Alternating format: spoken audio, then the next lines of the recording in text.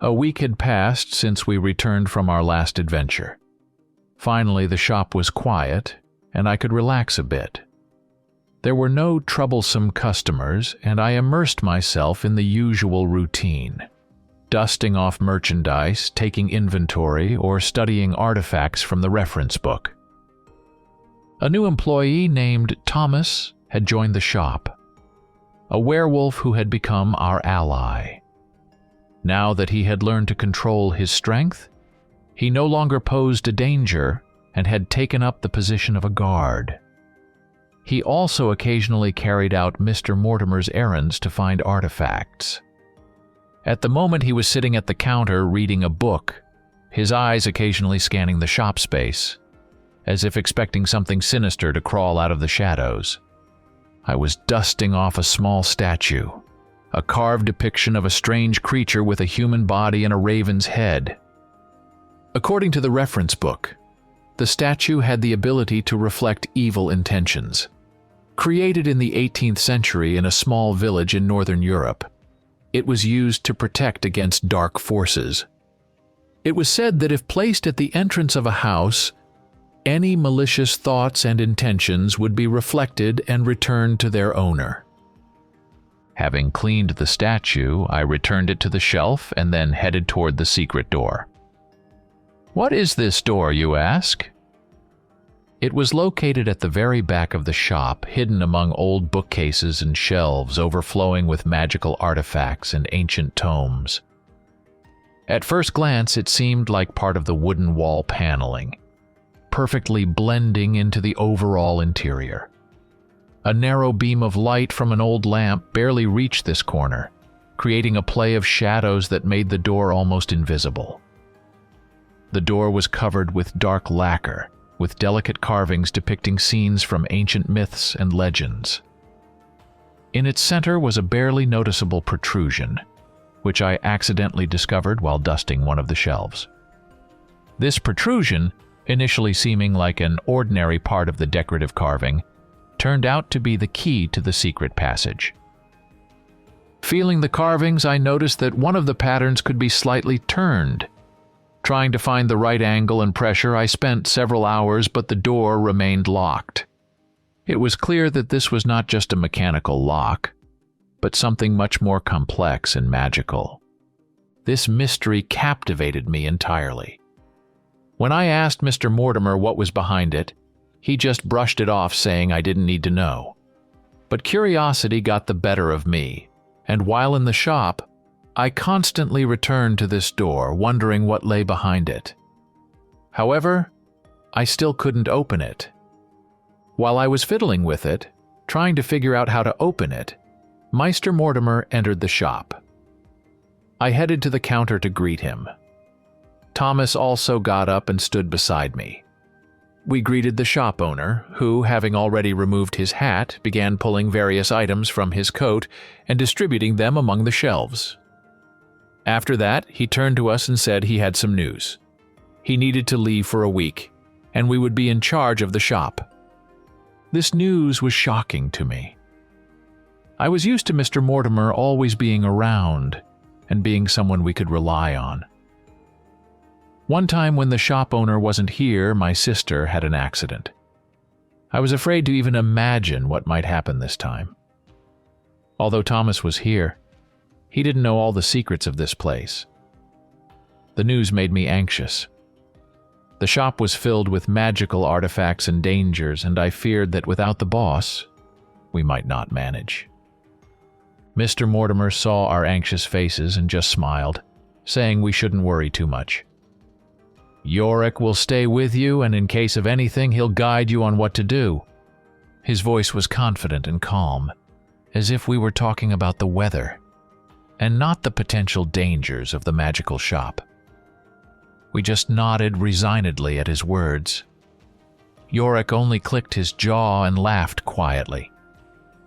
Mr. Mortimer went to the back room and came out about 20 minutes later, dressed for travel and holding a small bag in his hands. He bid us farewell, and as soon as he left the shop, I felt unprotected.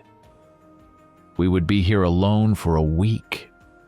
I prayed to all the gods that no clients would come to us and that this time would pass quietly and unnoticed. Fortunately, no one came for the rest of the day. Thomas, with his heightened werewolf senses, remained alert, but seemed calm. He lived on the second floor, where the bedrooms were, and guarded the shop, ready to come down and protect us at any moment. The next morning I came to the shop, feeling the growing tension. Thomas was sitting in his place, engrossed in a book.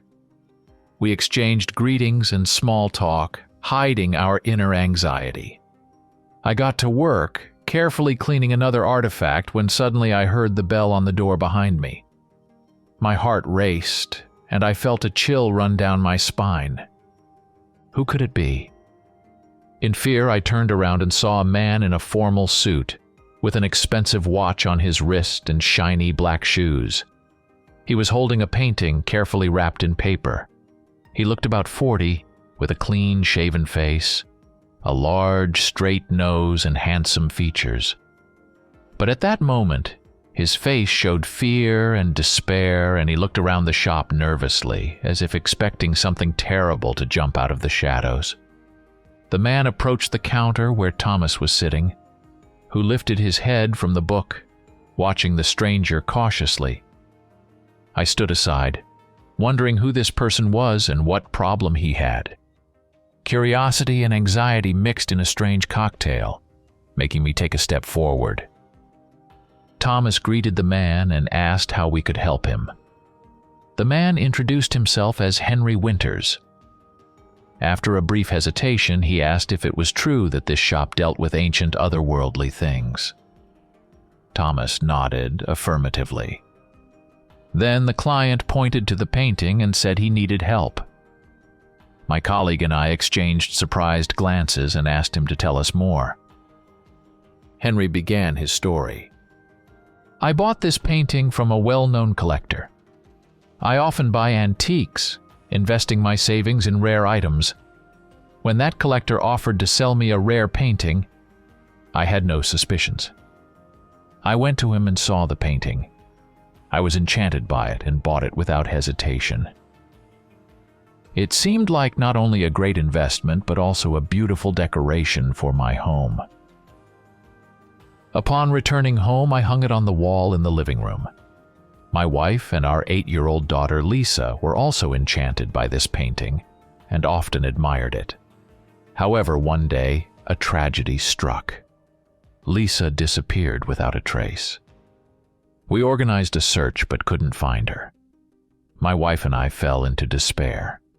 One night, sitting in the living room, worried about my daughter, I was drinking whiskey and suddenly heard her voice. I got scared and started looking around, but there was no one.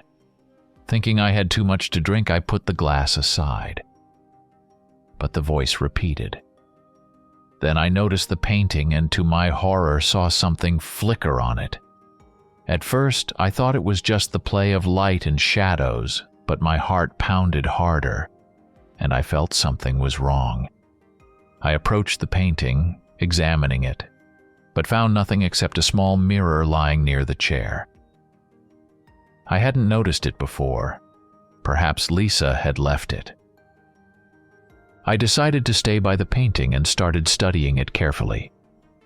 Sometimes I saw vague movements in it, as if shadows were sliding over the image.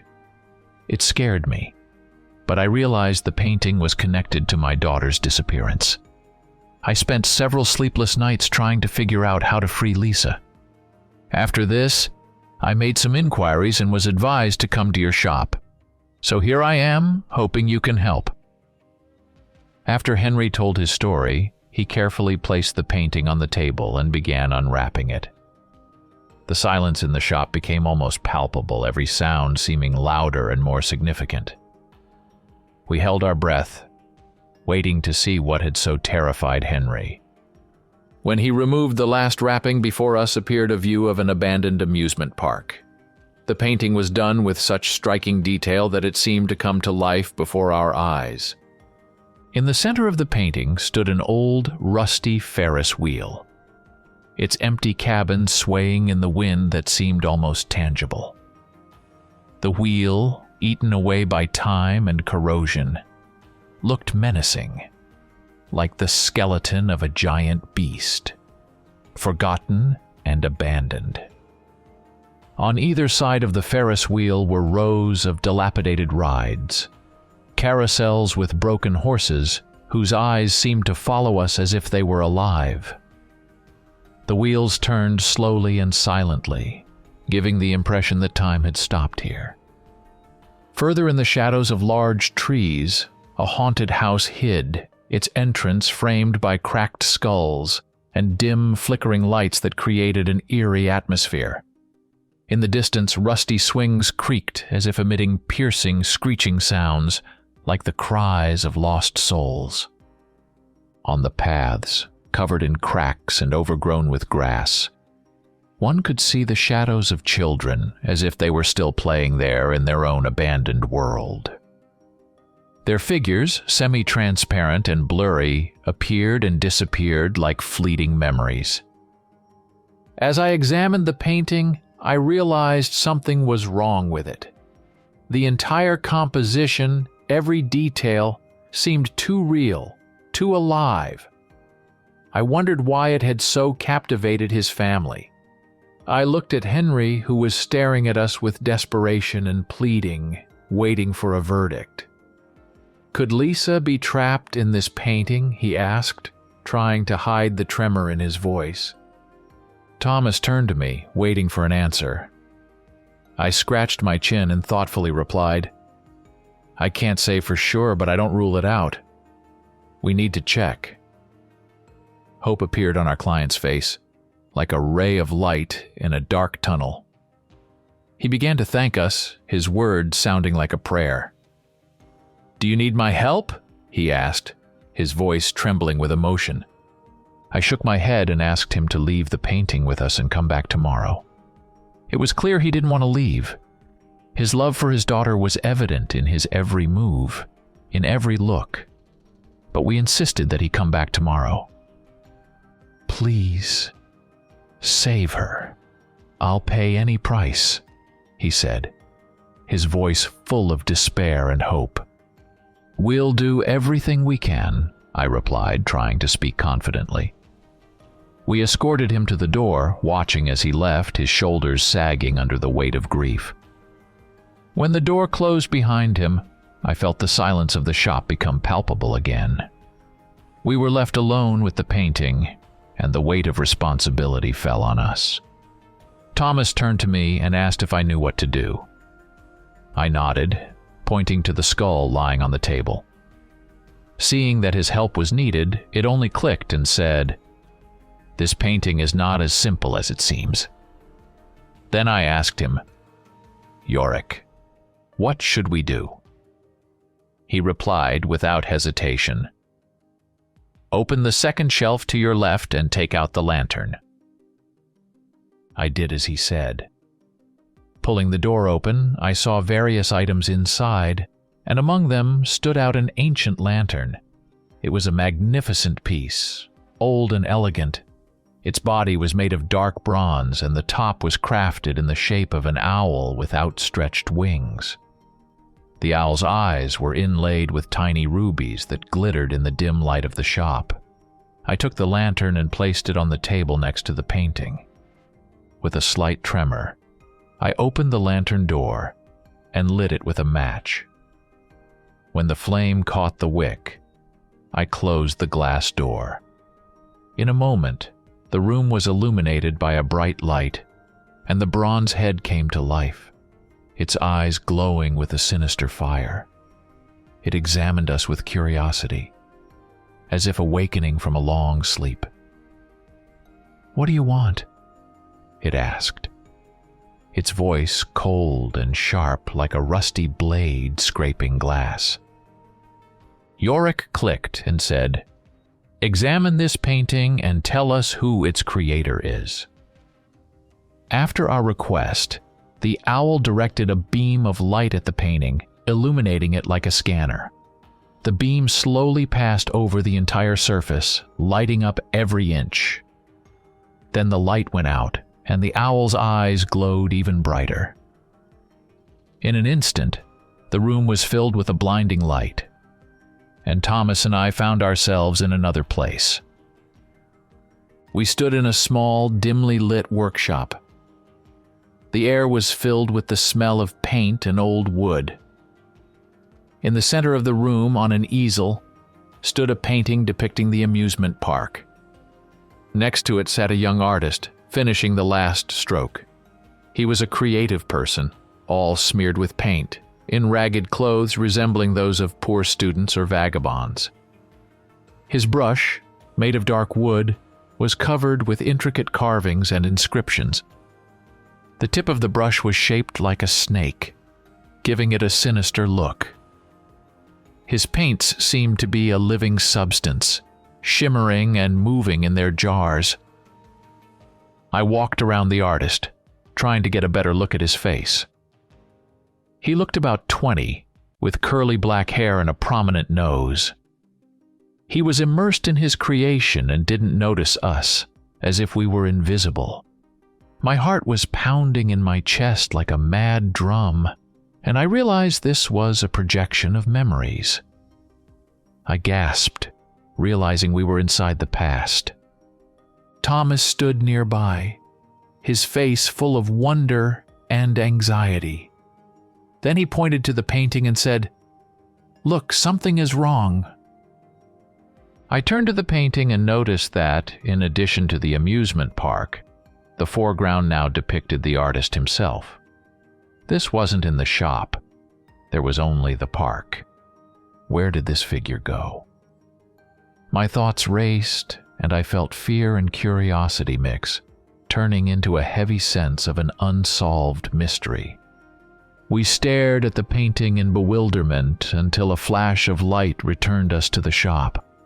My heart was still pounding, and my palms were sweaty. The silence in the shop was deafening after the sounds and smells of the workshop. I felt a shiver run through my body. After the memory ended and the light faded, the owl spoke again, its voice deep and ancient.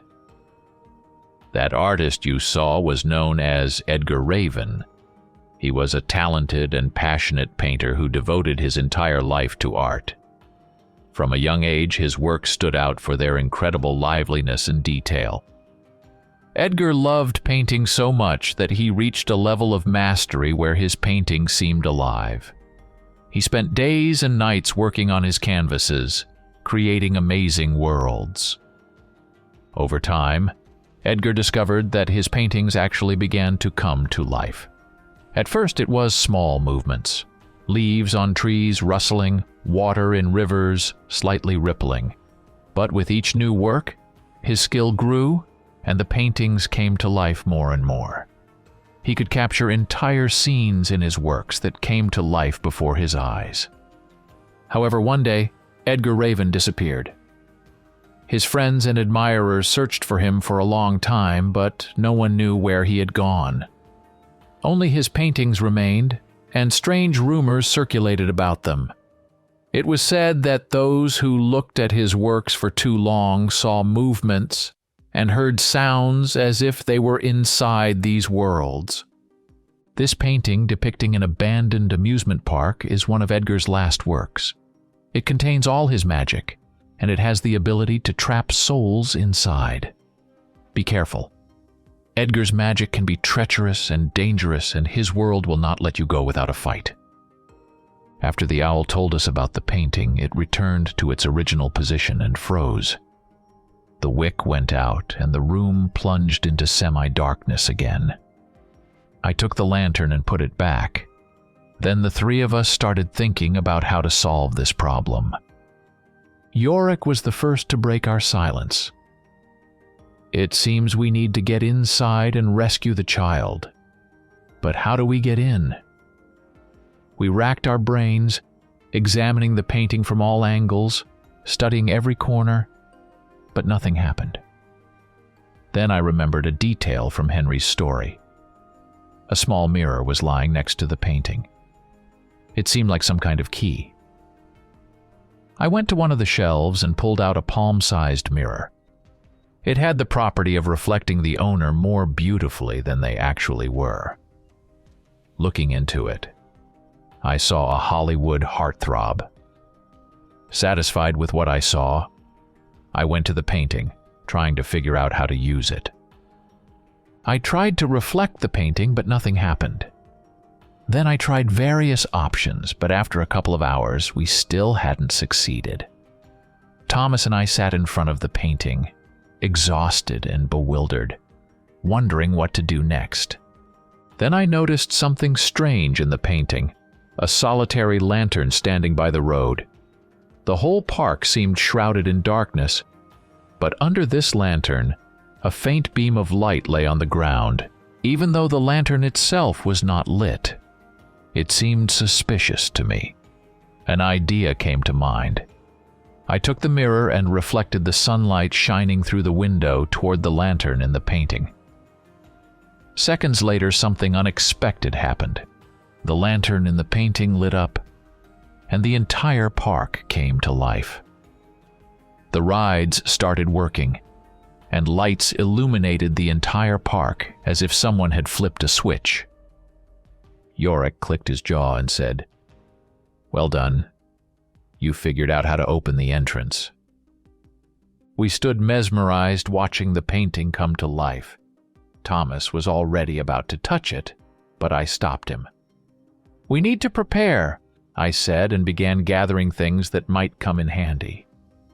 During my time working in the shop, I had noticed several useful items and knew their properties. After putting all these things in my pouch, I looked at Yorick. He understood me without words, jumped up, and began to shrink, then hung from my earlobe like an antique earring. Only after this was I ready. I nodded to Thomas and we reached out our hands to the painting. Touching its surface, I felt waves ripple through it like water. Some force pulled us inside, and in a moment, I awe. Okay, realizing I was standing on a street. The road was lit by the old-fashioned lanterns, their warm light spilling over the wet pavement, reflecting images of mysterious shadows. In the distance, the bright lights and structures of the amusement park could be seen. Thomas materialized next to me, looking around in confusion. The surroundings were eerily familiar and frightening at the same time. The trees stood like sentinels, their branches like skeletal arms reaching toward the sky. Mist clung to the ground, giving everything around a sinister appearance. The atmosphere was filled with the smell of dampness and decay, as if we had stepped into an abandoned place long deserted by people. We began to move along the alley, heading towards the park. In the shadows of the trees, strange rustles and muffled sounds could be heard, as if someone was watching us from the darkness. The lanterns lighting the road flickered, creating strange, eerie shadows. I felt my heart beating faster, and a chill ran down my spine. When we approached the entrance to the park, we were met by a massive arch with a faded but still majestic sign. Park of Illusions. The huge letters, once bright and colorful, were now chipped and covered in mold. The entrance gates creaked in the wind as if complaining about their loneliness. Under the sign hung an old poster depicting happy families and joyful children, but now it looked grim and ominous. The park's silence was broken only by the whisper of the wind and the occasional creaks of old rides. We took a step forward and entered the park. The gates closed behind us with a dull sound that echoed in the silence. The light from the lanterns cast long shadows, and I felt a cold shiver run down my spine. The first thing that stood before us was an old carousel. It stood in the middle of a cobblestone square, like a forgotten monument of the past. Its metal structures were covered in rust, and the wooden horses, once bright and colorful, now looked faded and worn. Some of them were eyeless. Others had peeling paint, creating a creepy impression. The carousel slowly turned, emitting a piercing creak that chilled to the bone. The horses moved up and down in an unnatural slow rhythm, as if weighed down by centuries of exhaustion. The music that should have accompanied this movement had long fallen silent, leaving only ghostly echoes of past merriment. As we walked past the carousel, I thought I saw ghostly children riding it. Their figures were semi-transparent and barely discernible in the dim light. But I saw them gripping the reins tightly and laughing, their voices turning into whispers of the wind. These visions disappeared as soon as I blinked, but reappeared every time, making my heart race faster. The air was cold and damp, filled with the smell of mildew and decay. It seemed that the horses were watching us, their empty eye sockets tracking our every step. Thomas walked beside me, his face tense, his eyes carefully watching every movement. We quickened our pace, trying to leave this place as quickly as possible. But even when we had walked a fair distance away, the creak of the carousel continued to haunt us like a sinister whisper from the shadows. I turned to look at it one last time and saw one of the horses slowly turn its head as if bidding us farewell. As we moved further, we constantly looked around, searching for the child. I tried calling her name, hoping she would hear us, but there was no response. It was truly a terrifying place. Soon we saw ghostly silhouettes of park visitors. They seemed not to notice us and passed by, exclaiming joyfully as if enjoying this place. Thomas and I avoided them, and seeing such a sight, even Thomas was trembling with fear. After crossing the square, we decided to approach a small building with a sign that read, "House of Laughter." The building looked eerie, its facade covered with peeling paint, once bright and cheerful, now faded and cracked. The windows were boarded up, some of the boards creaking in the wind, creating a gloomy symphony of sounds. Above the entrance hung a sign with a smiling clown, but his smile seemed distorted and evil. The door was half open, and dim light poured out from behind it, creating an illusion of movement inside. The entrance was framed by rusty light bulbs that occasionally flickered and glowed, adding to the overall eerie atmosphere. The building seemed to invite us in, promising fun, but every detail screamed danger. Thomas and I stopped in front of the entrance, feeling fear grip us. We had no choice but to enter and explore the building, as the little girl might be trapped inside. Overcoming our fear, we approached the half-open door. I pushed it, and it creaked open with a piercing sound, letting us inside. The dim light from the lanterns hanging above the entrance created strange, distorted shadows on the walls and floor. Inside, we were met with oppressive silence, broken only by the distant dripping of water and the echo of our footsteps. The air was thick and musty with a hint of mildew and decay. The walls were lined with faded mirrors, each reflecting us in distorted ways, turning our figures into grotesque caricatures. The first thing we saw was a long, narrow corridor lined with mirrors. The mirrors on the walls didn't just reflect us. They seemed alive, as if they were watching our every move. In the corners of the corridor, strange lights twinkled, creating the illusion that someone was hiding there. We walked slowly, each step echoing in our ears. I kept looking around, expecting something terrible to jump out from around the corner or from one of the mirrors. Thomas walked beside me, his breathing heavy and uneven. Suddenly we heard a faint sound, a child's laughter coming from somewhere ahead. It wasn't a joyful but rather a sinister laugh, which heightened our anxiety. We quickened our pace, heading towards its source. Further down, the corridor widened into a large room with numerous mirrored walls and illusory doors. In the center of the room stood an old carousel table covered in dust and cobwebs, with clown masks lying on it.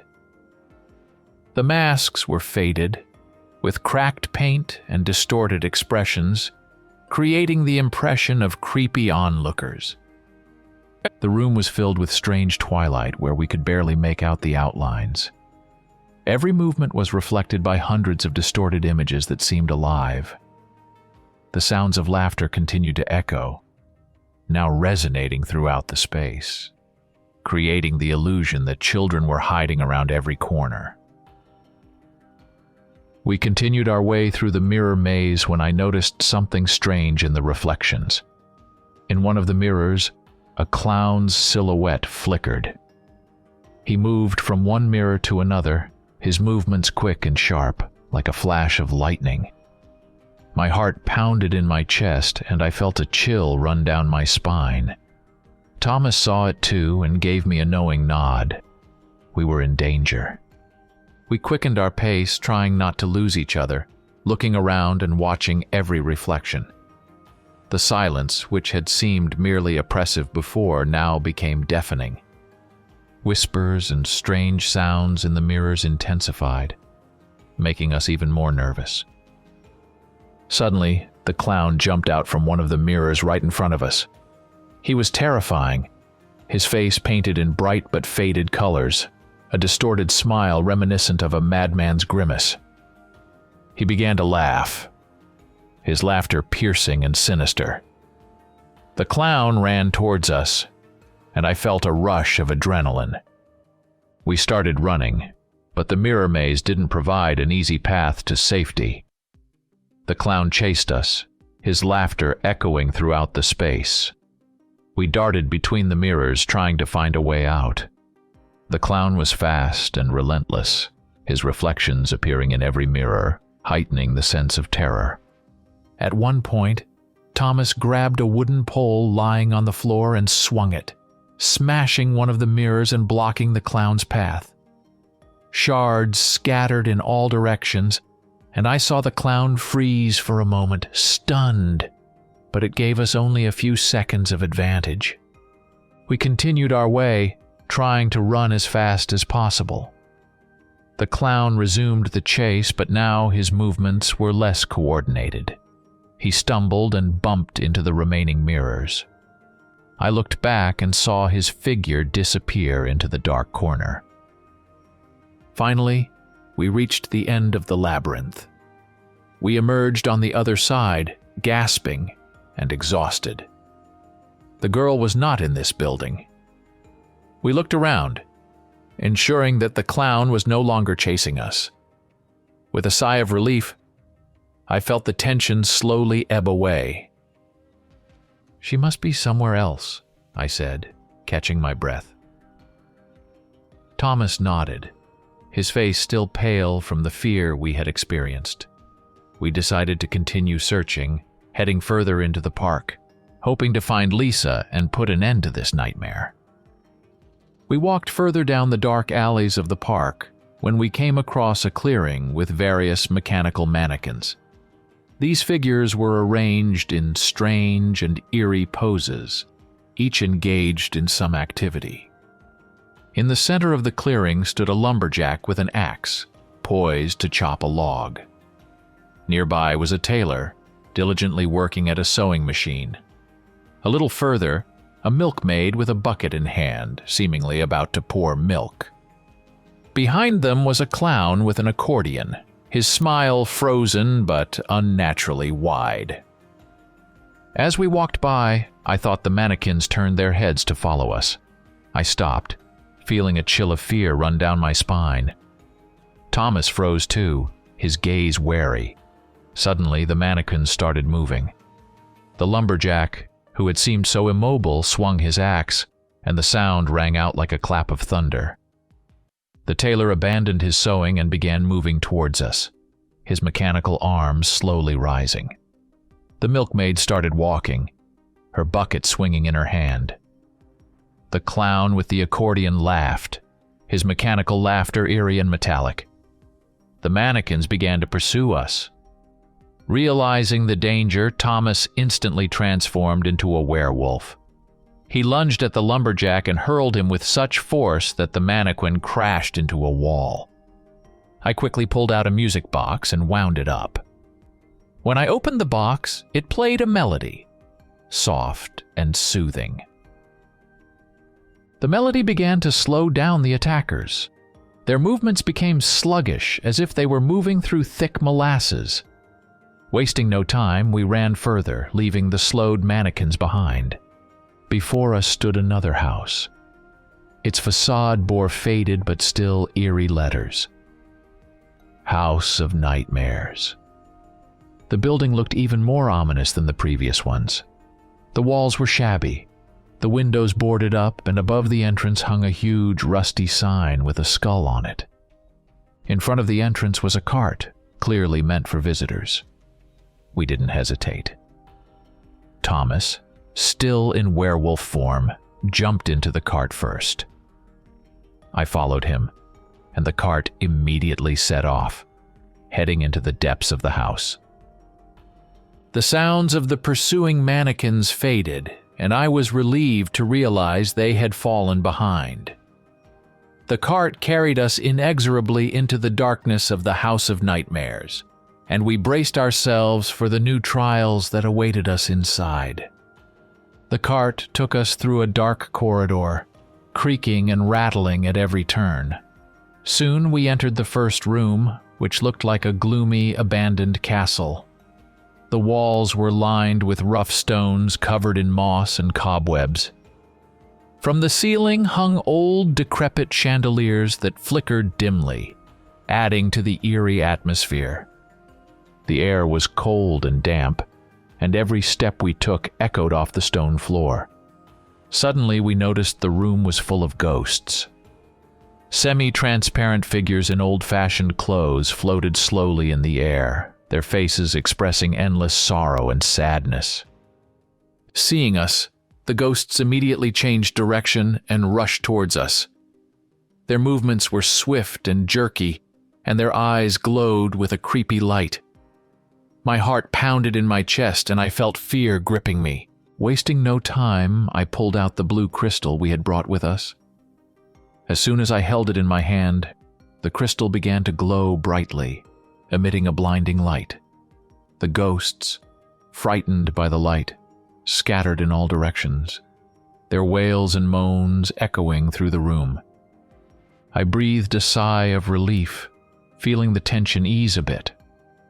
The cart continued its journey, carrying us further through the castle's dark corridors. We passed by old suits of armor standing in niches as if guarding the peace of this place. Shadows moved around us, but now I felt a little more confident, knowing we had a means of protection.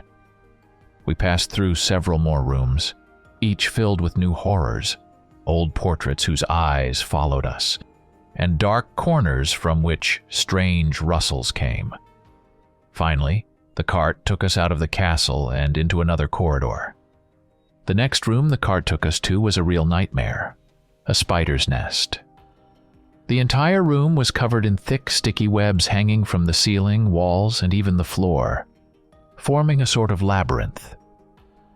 The air was musty, and every step we took was accompanied by a crunch underfoot, as if we were treading on countless tiny bones. Spiders, the size of large dogs, crawled over the webs. Their eyes gleamed in the darkness, reflecting the dim light, and their legs scraped the stone floor, producing eerie sounds. These creatures were covered in dark fur, and their venomous fangs glistened menacingly.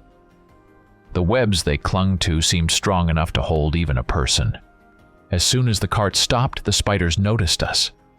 They let out a piercing hiss and rushed towards us, their movements fast and aggressive. My heart beat faster, and I felt a chill of fear run down my spine. Thomas, wasting no time, growled and leapt at the spiders. He grabbed the first spider by the head and tore it apart, green blood splattering everywhere. He hurled the second one against the wall, its body smashing against the stone with a dull thud. The spiders continued their assault, surrounding us from all sides. One of them jumped at me, but Thomas managed to fend it off with his powerful claws. I watched him, admiring his strength and agility, but also fearing for his life.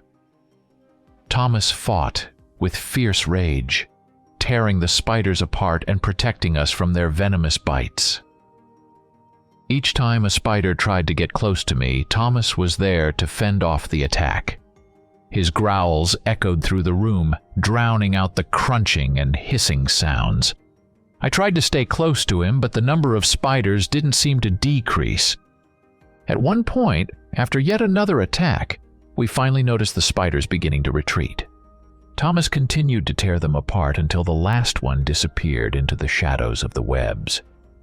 The room finally emptied, and I felt the tension ease a bit. We got back into the cart, which slowly began moving forward, taking us out of the spider's nest. Thomas, still in werewolf form, was breathing heavily, but his eyes burned with determination. I was grateful to him for his protection and knew that new trials awaited us ahead, but now I felt a bit more confident. The cart left the room, and we found ourselves in a corridor again, heading toward the next challenge. The next room was filled with creepy skeletons, truly numerous. The room looked like an old cemetery, with walls adorned with skulls and bones, and the floor covered in dust and remnants of ritual items. The air was filled with the smell of decay and antiquity, creating the feeling of an abandoned and cursed place. The skeletons began to move as soon as we entered the room. They blocked our path, their empty eye sockets seeming to glow with malevolent light. Their movements were swift and precise, and the sound of clattering bones echoed through the room. I felt fear gripping me and started frantically thinking about how to get out of here. Suddenly, Thomas, wasting no time, leaped from the cart and charged at the skeletons. His claws tore into their bony bodies, ripping them apart and scattering them in all directions. He fought with fierce fury, clearing a path for the cart.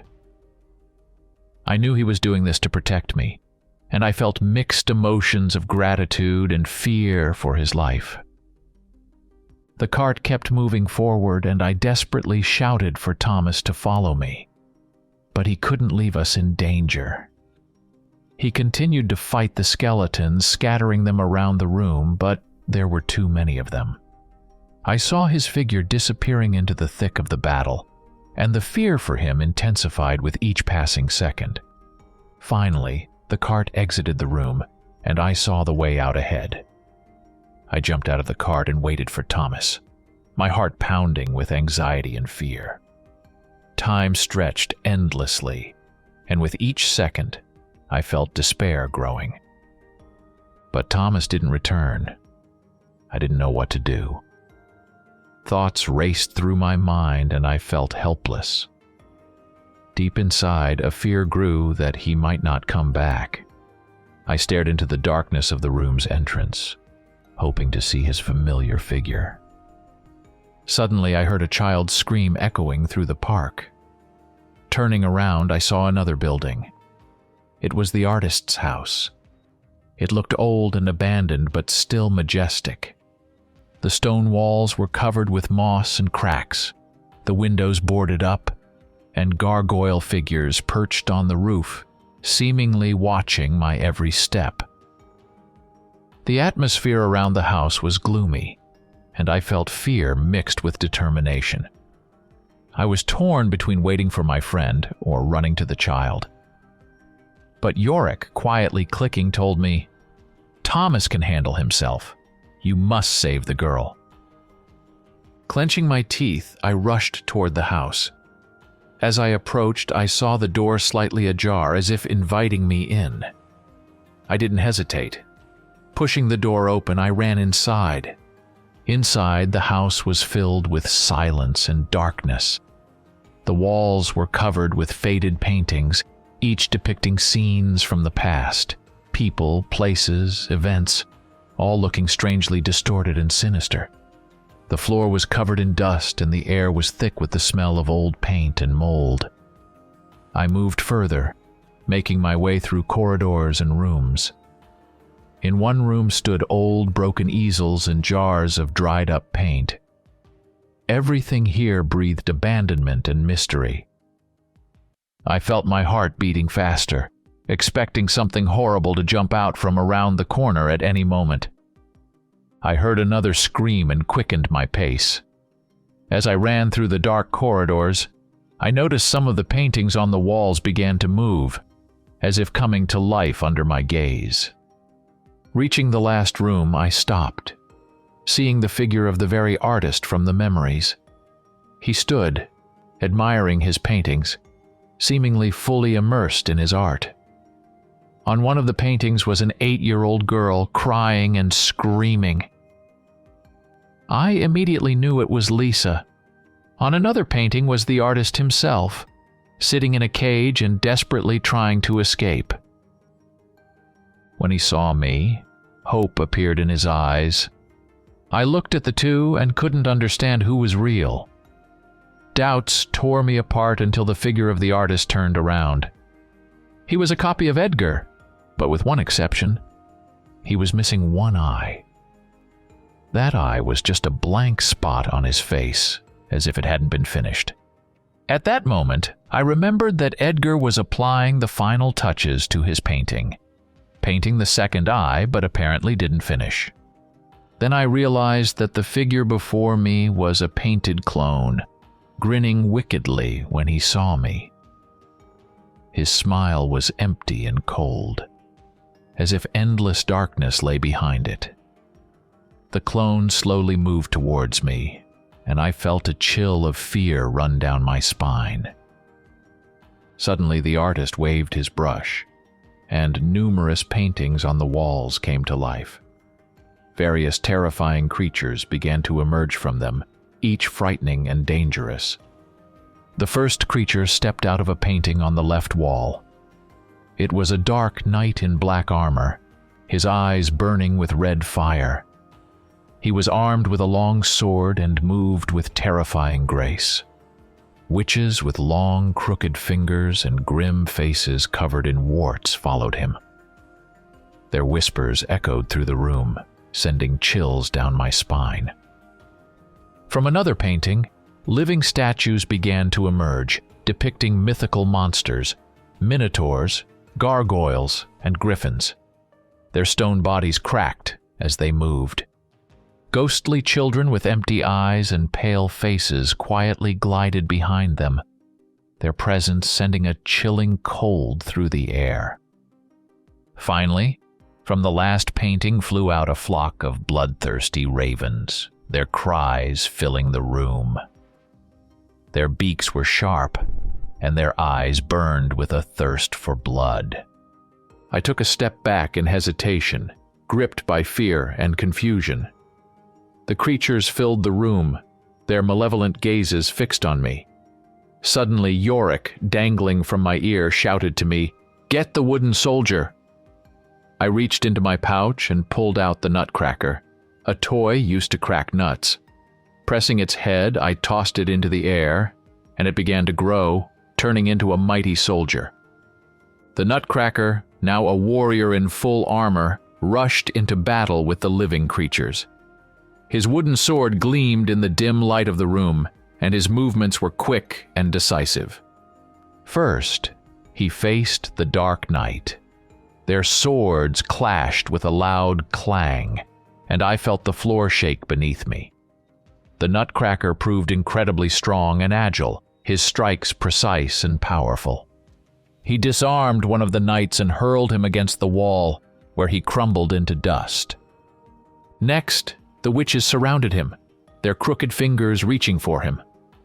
The nutcracker parried their attacks with his sword. With each swing, he tore their figures apart, and the witches began to retreat, screaming in pain and fear. The statues moved towards him with a thundering noise, their stone bodies cracking with each step. He deftly dodged their attacks. His sword shattered their stone bodies, turning them into piles of rubble. Ghostly children tried to surround him, but he emitted such light and strength that their figures dissolved into the air with each of his strikes. When the bloodthirsty ravens attacked, the Nutcracker raised his sword and swung it, creating a barrier around himself that repelled them. The ravens crashed against the walls with cries, disappearing in puffs of smoke. I stood, stunned by the battle, feeling fear and adrenaline mixing in my blood. The Nutcracker fought with fierce intensity, clearing the way for us. Seeing his minions defeated, the evil artist clone waved his brush again, and dozens of sinister clowns appeared around me. Their faces were distorted with grotesque grimaces, their eyes glowing with a malevolent light. They surrounded me, their wicked laughter echoing through the room.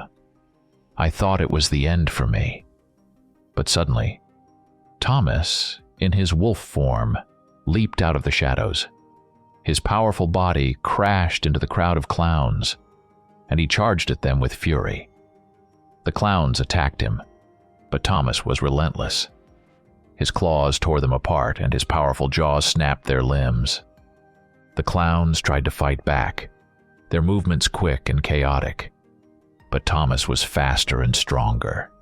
He jumped from side to side, dodging attacks and striking back. One by one, the clowns fell under his assault, their bodies crumbling to dust. I watched this, trying to keep a safe distance, and felt fear gradually give way to admiration. Thomas fought with fierce determination, protecting us. His growls and the clowns' cries blended into a horrific chorus that seemed to echo throughout the house. Soon the last clown fell, and the room fell silent once more. Thomas, breathing heavily, approached me, his eyes still burning with determination and anger. I felt deep gratitude and relief, seeing that he had won. "You saved me," I breathed, looking at Thomas with respect and gratitude. He just nodded. The three of us surrounded the clone. I took out the music box and wound it up again. The melody played, and the clone's movements began to slow down. Seizing the moment, Thomas and the Nutcracker attacked him. The clone hesitated and couldn't react in time. In that instant, Thomas, in his wolf form, ripped the brush from his hand. Holding it in his teeth, he snapped the brush in half. The clone screamed in despair, his body beginning to dissolve, as did everything around us. In a moment, we found ourselves back in the shop. I looked around and saw Thomas holding the crying girl. He was back in human form, trying to comfort her. Nearby, the artist was kneeling, looking at his hands in disbelief, realizing he was free. The painting was ruined, smudged into a dirty blotch. I exhaled in relief. We had completed the task without the shop owner's help. After catching my breath, I walked over to the toy soldier and the music box. Picking them up, I carefully placed them on a shelf. Then I approached the artist and helped him up. "Thank you," the artist said, his voice trembling with emotion. "I thought I would never get out." The artist explained that when he was finishing the painting, the clone came to life and dragged him inside, stealing his brush. He didn't know how many years he had been trapped inside and thanked us repeatedly. "Thank you, you saved me," he repeated, his eyes shining with genuine gratitude. After that, he promised that one day he would repay us for our salvation and left the shop. I called Lisa's father and told him we had rescued her. They arrived immediately. We witnessed a touching family reunion as Lisa ran into her parents' arms. They couldn't hold back their tears of joy and gratitude. Lisa's father shook my hand firmly and said, "Thank you. We will be forever grateful." They thanked us again and left. Thomas and I exhaled in relief, feeling the tension of the past hours finally dissipate. "We did it," I said, putting things away and tidying up the shop. Thomas nodded, smiling tiredly. When everything was cleaned up, I headed home to finally get some rest. As I walked through the streets, I felt the weight of the adventures begin to lift. Tomorrow would bring new challenges, but today I could afford some peace and well-deserved rest. The next day, I returned to the shop and immediately felt something was wrong. There was chaos. Shelves were overturned, books and artifacts scattered on the floor. There were still a couple of days left until Meister Mortimer's return, and he was nowhere to be found. I started calling for Thomas, but no one answered. Anxiety began to grow. I searched the first floor and then went upstairs, but Thomas was nowhere to be found. My concern increased. Who had caused this mess? Could someone have broken in? As I looked around, my eyes fell on the light coming from the secret door. It was ajar. Getting closer, I realized the door was indeed open. But how and who had opened it? I grabbed the edge of the door and opened it wider. In front of me was a staircase leading down. Lanterns hung on the walls, creating the light I had seen earlier. The light flickered, casting sinister shadows. Looking down, I knew I had to descend, even though I didn't know what awaited me there.